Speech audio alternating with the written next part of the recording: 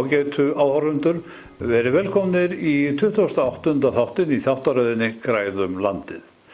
Í dag munum við forvitnast starf landgræðslunnar á Norðurlandi eystra og ég ræði við Daða Lange Friðriksson sem stýrir þessum þætti í starfsemi landgræðslunnar á Norðurlandi eystra. Við fáum að sjá stutt myndband moltugerð og Jón Guðmundsson, lektor við Landbúnaðarháskóla Íslands, heldur áfram að skýra fyrir okkur frá helstu þáttum í losun gróðurhúsalofttegunda frá landbúnaði. En í þessum þætti tekur hann fyrir losun frá bílunum sjálfum. En við hefjum þáttinn á viðtali við Daða Lange Friðriksson og inn í viðtali við Daða mun ég skjóta inn stuttu myndbandi moltu EHF í Eyjafirði. En þá það Daði. Daði, þú ert héraðsfulltrúi landgræðslunnar á Norðurlandi eystra. Hvar hefur aðsetur og hvernig starfið skipulagt? Það skipulagt þannig að við erum sem sagt 5 á héraðssetrinu. 3 á Húsavík, voru áður 2 en það var ráðinn auka starfsmaður í sumar. Svo eru 2 upp í Mývatnssveit, annars vegar girðingarmaður og svo sáningarmaður. Og í hverju felst starf ykkar? Það tengist náttúrulega öllu sem kemur að uppgræðslu og öðru því tengdu. Við erum til dæmis mikið í heimsóknum við bændur og miklu samskipti við bændur. Svo erum við með stór svæði sem við vinnum á sjálf, þar að segja kostum allt til sjálf. Og svo eru svona ýmis önnur dimmuborgir og svo samstarfsverkefni við skóla og fleiri aðila. Og svo eru náttúrulega varnir gegn landbroti sem tengist okkar setri líka, þannig að það svona víða tekið niður. Á þessu svæði eru mörg stærstu landsvæðin sem landgræðslan vinnur á, það má nefna Hólasand og Norðmel og Hólsfjöll. Þetta engin smá svæði? Nei, þetta náttúrulega tengist því að Þingeyjarsýslur og Eyjafjarðarsýsla sem eru okkar starfsvæði eru mjög stórar. Og svo liggur gosbeltinu þarna í gegn, þannig að við erum kannski andhverfan við Gunnarsholt, bara á Norðausturlandi. Og Hólsfjöllin voru friðuð þarna upp úr 90 og Hólasandur er nú ekki nema 13.000 hektarar. Og þetta eru gríðarlega stór svæði en jafnframt mikil áskorun að vinna á þeim. Hvernig gengur þessi barátta? Hún gengur nú bara svona þokkalega með við fjármagn og aðstæður en þetta er langhlaup. Já. Ég minnist þess að fara með þér á Norðmel og sá þar stór og frekar ljót rófabörð og slíkt. Erum við til dæmis í sókn þar eða er undanhald? Við erum nú svona má segja bara í miðju baráttu. Það gengur lítið að sækja en við erum kannski heldur ekki að tapa. Þarna í Norðmel er eitt versta jarðvegsrof sem við þekkjum og sjáum á okkar héraðssetri. En þetta er alltaf réttri leið og með þessum góðu sumrum núna ef við náðast nú að svona frekar vörn í sókn en við erum í miðjuhnoði. En segir þarna þegar girðingar á svæðinu, þegar þú sagði mér einhvern tíma að þarna væru tæpir 400 kílómetrar af girðingar sem þið þurfum að annast? Já, við erum með held ég 375 kílómetra, svo komum við nákvæm tala. Til þess er nú ráðinn einn vetrar maður á árs grundvelli, svo er ráðinn sumarstarfsmaður með honum. Já. Og þetta eru sem sagt bæði landgræðslugirðingar stórar og sem sagt Hólsfjöllin eru 65 km girðing, Þjóðgarðsgirðingar eru 40 km, Hólasandur eru 58 km, þannig að þarna er komið mjög stóra girðingar.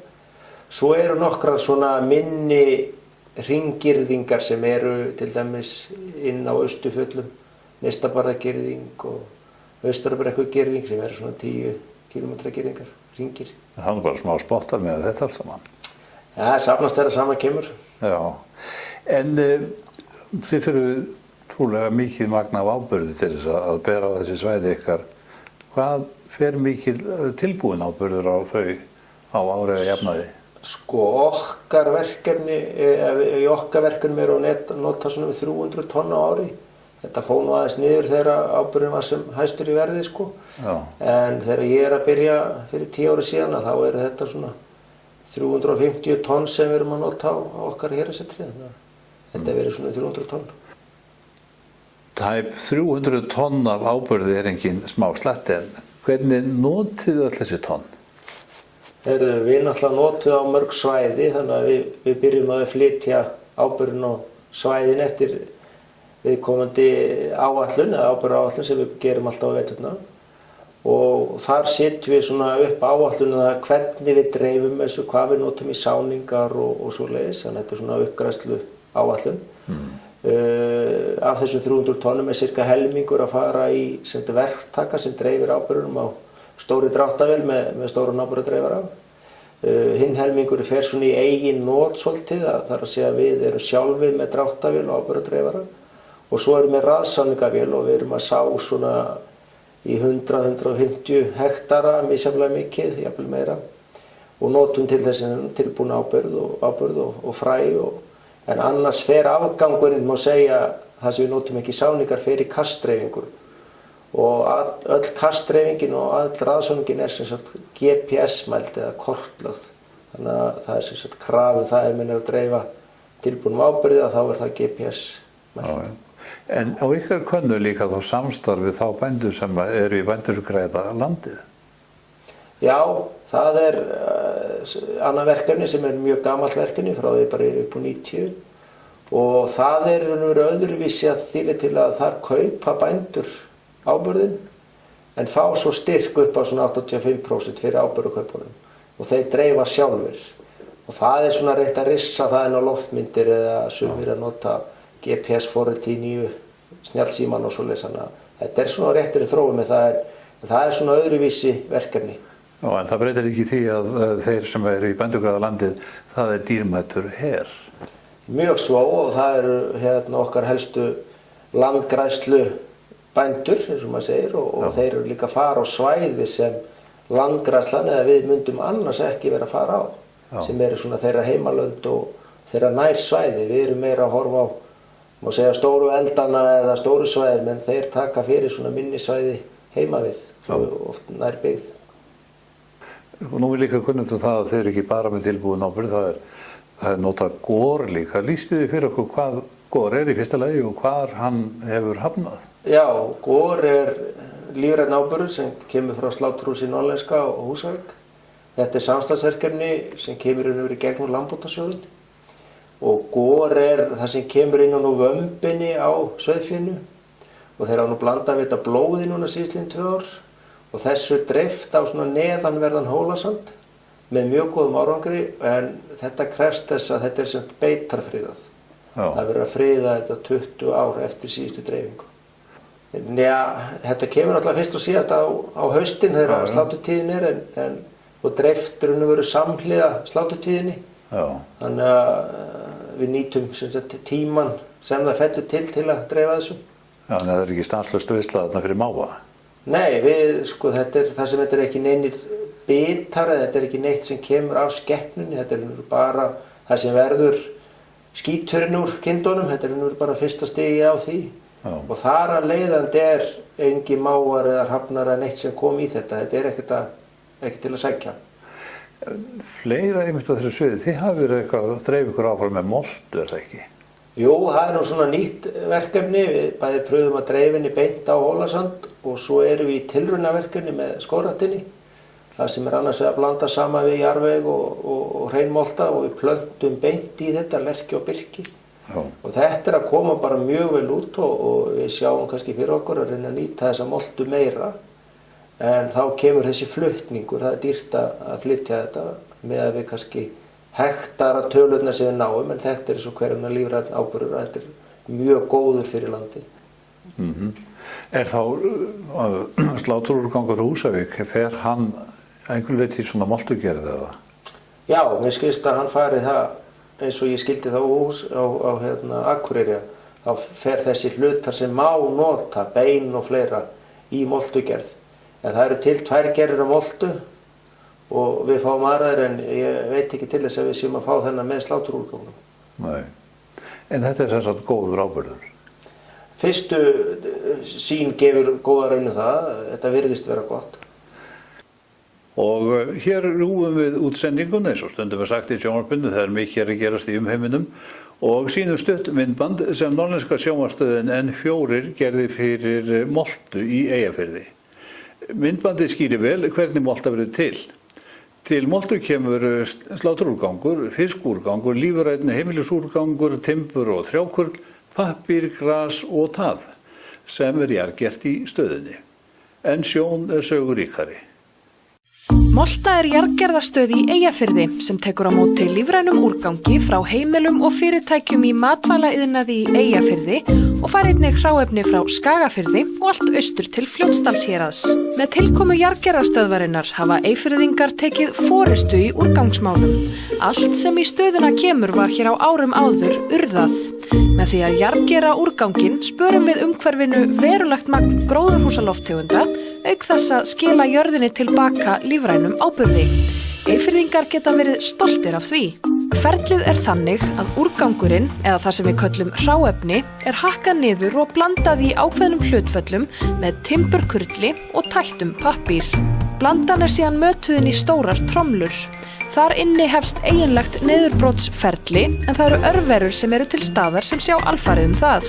Við niðurbrotið myndast mikill hiti sem fer og yfir 70 gráður á Celsius. Það tryggir ákveðna sótthreinsun á ýmsum gerlum, bakteríum og frækornum. Blandan 10 til 15 daga í tromlunum og virkar kerfið þannig að þegar matið inn í tromlurnar á öðrum endanum þá losast molta út úr hinum endanum. Þegar moltan komin út henni mokað upp í múa á plani utandyra. Í múunum heldur niðurbrots- eða þroskunarferlið áfram. Að lokum timburflísin sigtuð frá moltunni og þá afurðin tilbúin til nýtingar sem jarðvegsbætir eða áburður. Við hjá Golfklúbb Akureyrar við höfum notað moltu undanfarin ár og hefur reynst mjög vel. Þetta flottur og góður lífrænn áburður sem skilar góðum árangri til bæði skamstíma og lengri tíma litið í bættum grasvexti á golfvellinum hjá okkur. Ferlið tekur í kringum 1,5 til 2 ár. Timbrið sem sigtast frá fer að hluta aftur inn í vinnsluferlið og að hluta til það notað til landfyllingar í námur. Við þetta hringnum lokað og lífrænt efni sem við nýtum ekki til matar fer aftur í jörðina sem áburður. Gæði hráefnis mikilvæg í þessum iðnaði sem öðrum. Góð flokkun því grundvallaratriði. Mikilvægt að hafa í huga að ekkert plast eða aðrir aðskotahlutir fari með lífræna úrganginum. Málmar og hnífapör valda skemmdum á vélbúnaði og plast brotnar ekki niður og fýkur út í náttúruna. Pappírskámar á grenndarstöðvum á Akureyri koma til Moltu. Þar mikilvægt að í þá sé aðeins losaður pappír og allt rusl, plast og aðskotahlutir séu hreinsaðir burt. Verið með okkur í liði og flokkum rétt til endurvinnslu. Frá eyfirsku moltugerðinni förum við aftur yfir í viðtalið við Daða Lange og höldum áfram það sem frá var horfið. Fleira á ykkar könnu, það varnir gegn landbroti á þínu svæði einn stærsta á Jökulsá landsins, Jökulsá á fjöllum. Hún hefur valdið svolítið usla og eins og ég skil það þá þið að reyna að hemja hana stundum. Já, hún gerir okkur smá óleik. Það þannig að í jarðskjálftunum 1976, Kópaskeri, að þá var sigdæld til sem í kom svo skjálftavatn og þetta á svæði landgræðslunnar og Jökulsáin að vinna sig í það að fylla sigdældinni og hennar eðli og við erum semst að reyna að varna því að hún fari í skjálftavatnið og þetta gríðarlega mikið verkefni þar sem hún rokkar nú kannski úr svona 80 rúmmetrum á sekundu og upp í 600 til 800 og með öllum örnum sem nú róefnin í, þannig að þetta mikið og stórt verkefni en menn hafa svona lagst á árar að reyna að verja skjálftavatnið og svona mikið af okkar peningu fyrir það verkefni. Þannig ef að áin kemist inn í skjálftavatnið, hvað gerðist? Það nú svo sem ekki alveg gott að segja nákvæmlega, það snýst líka það hvar hún fer inn í skjálftavatnið, það að segja hún fer ofarlega inn í skjálftavatnið, þá hættara við hún fara að renna bara þennan gamla stórár farveg, þar að leiðandi fer hún með bæjum í Keldunesi og jafnvel geti verið að renna niður Litlá. Ef hún fer í það neðar þá byrjar hún á því að tæma skjálftavatnið, hún grefur undan því, jökull sem rennur aðeins lærra. Þannig að skjálftavatni í núverandi myndi allavega breytast eða jafnvel hverfa en svo þarna eignir út í sandinu sem í hættu, gömul hús og jarðir. En þið hafi líka komið nálægt ám víðar á svæðið, eitthvað í Eyjafirði ekki rétt? Jú, það í Eyjafirði og í Svarfaðardal og svo hefur komið svolítið nálægt Skjálfandafljótinu en sem kemur nú kannski bara í það að það ræktu tún fram á vatnsbakkana til dæmis Eyjafjarðará og svo hringja bændur í okkur og við höfum að bjarga túnunum fyrir landbroti, þannig að svona, þar eru svona okkar helstu svona smærri verkefni eru þar.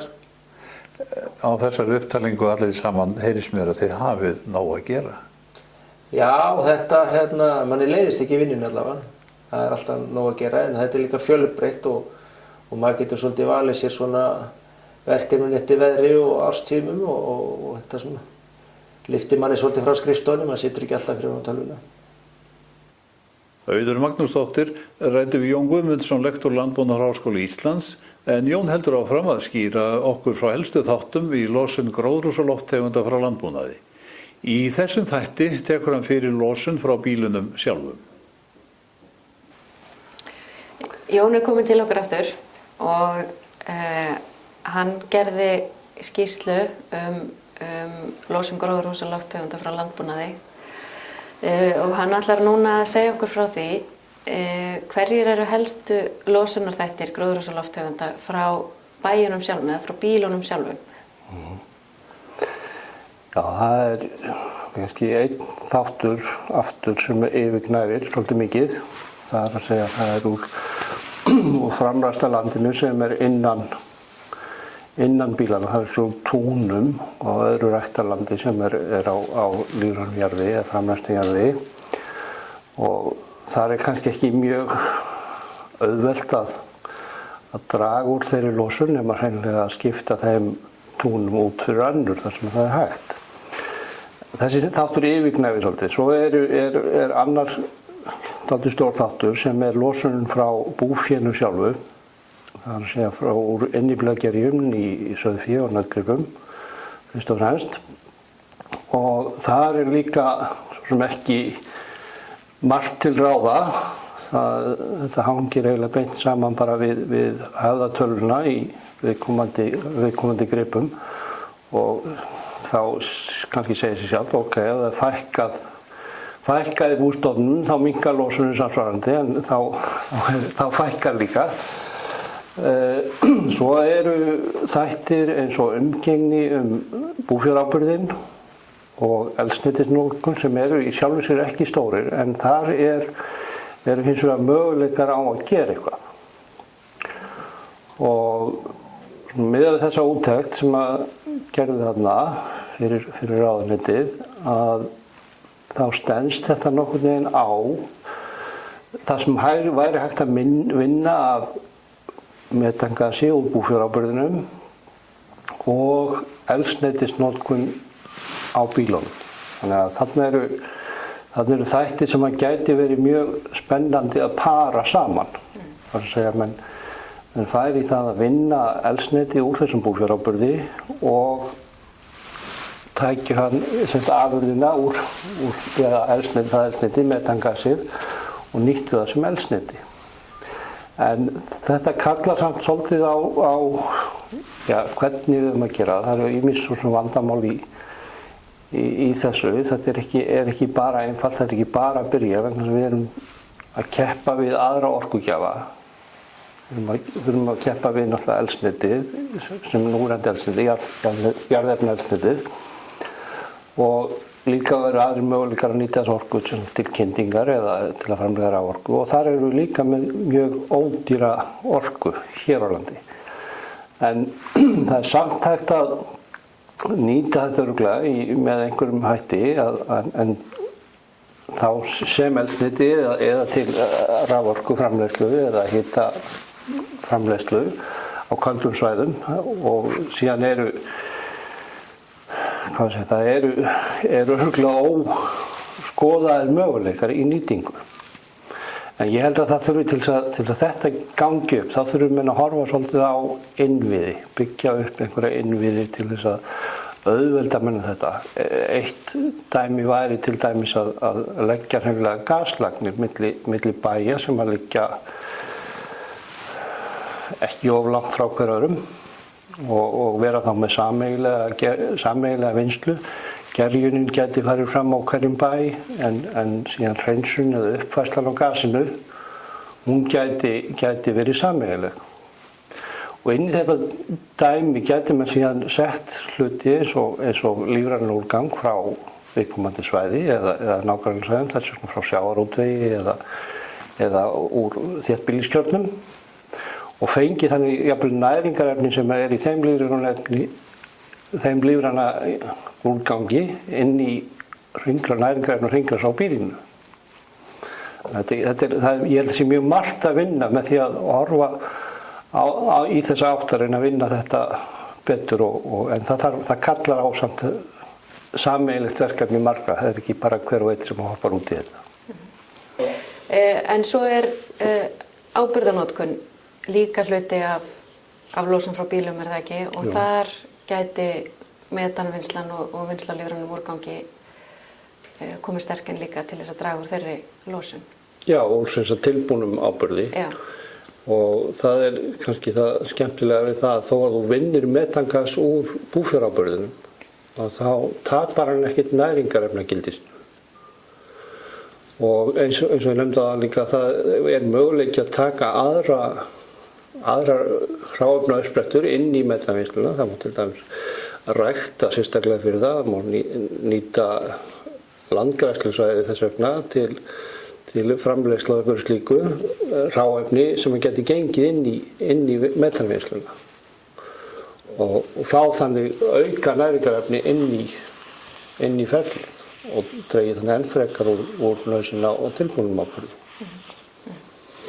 Og ég held að það sé mjög margt í þessu dæmi sem hægt að skoða. Þetta geti líka, maður getur alveg ímyndað sér ef að þessu komið á fót eða þetta sett upp einhvers staðar, að það myndi það myndi vera svolítið svona atvinnuskapandi jafnvel og þegar orkan verður til þá ég alveg viss það að verða leiðir til þess að nýta hana.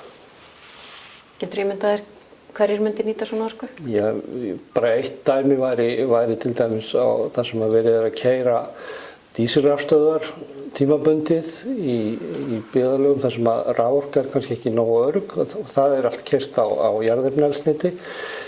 Það gæti alveg gengið inn að keyra metan og jafnvel fjarvarma.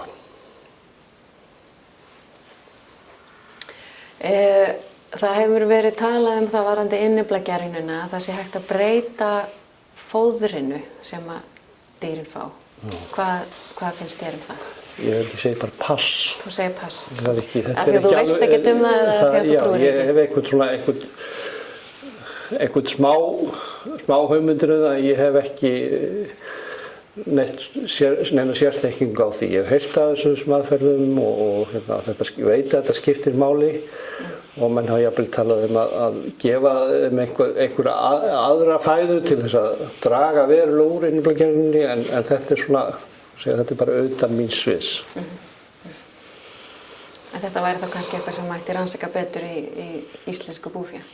Já, ég hef samt ekki mikla trú á því vegna þú tapar alltaf einhverju þegar þetta svo innbyggður þáttur í næringar upptöku dýranna að þau þurfa kannski bara að éta meir í staðinn en ég vil segja sem minnst þetta samt. Er eitthvað meira varðandi losunina frá bílunum sem við þurfum að hafa í huga? Já, það náttúrulega öll orkunotkun þar og þar hægt að til dæmis á bara vinnuvélum.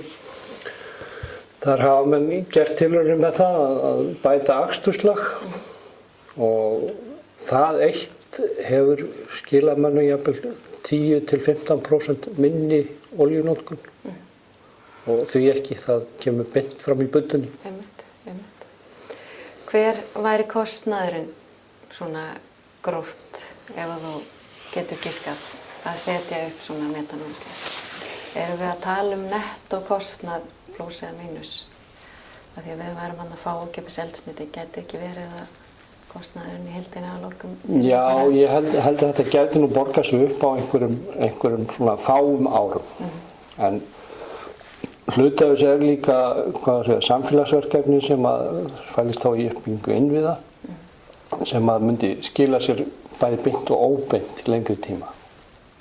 Ég held að það er svona sameiginleg vinnsla í byggðum sem eiga eitthvað í vök að verjast, að það geti hreinlega bara styrkt viðkomandi byggðir. Það eru greinilega mörg tækifæri. Já, ég held að þau séu alveg fyrir hendi og vert að skoða þau mörg betur. Ágætu áhorfendur, þá er þættinum lokið. Ég þakka ykkur fyrir að hafa horft á þáttinn. Ég kem aftur að vikuliðinni með nýtt efni, en þangað til góðar stundir.